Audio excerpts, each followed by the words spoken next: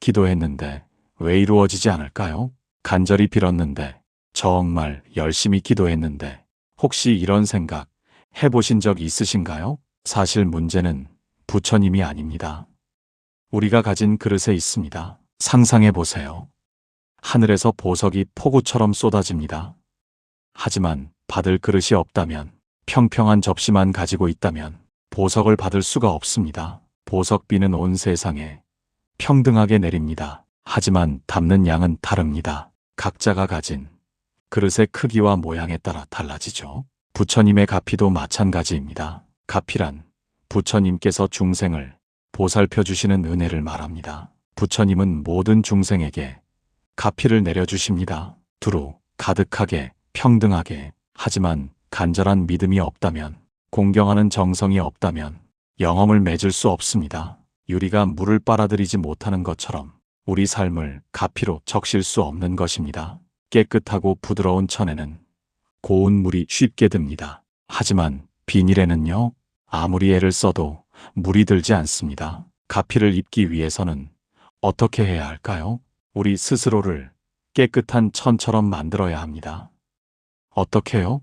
간절한 기도와 염원으로 말입니다. 부처님께서 비유경에서 말씀하셨습니다. 주인 없는 보물섬에 들어갔을 때 가장 어리석은 사람은 누구인가? 빈손으로 나오는 사람이다.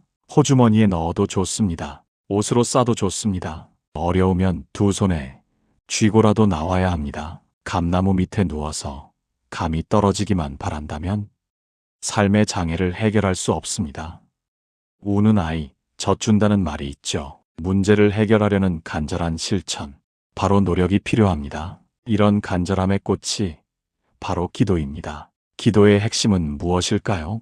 오직 간절함입니다. 지심귀명래, 지극한 마음으로 목숨을 다해 예를 올린다는 뜻입니다. 그 절실함이 필요합니다. 하늘은 스스로 돕는 자를 돕는다는 말이 있죠.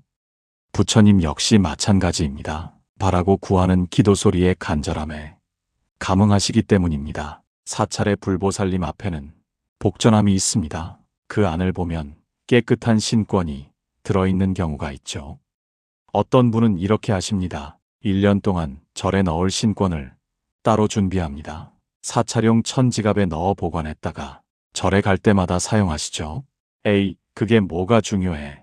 라고 생각하실 수도 있습니다. 하지만 이런 작은 습관이 인생을 바꿉니다. 삶을 안락하게 만들 수 있습니다. 사시기도 때 올리는 밥을 맞이라고 합니다. 맞이란 손으로 만져서 지은 밥이라는 뜻입니다. 예전에는 쌀에 돌이 섞이거나 깨진 쌀이 많이 있었습니다. 그래서 모든 쌀을 일일이 손으로 골랐습니다. 한 톨 한 톨.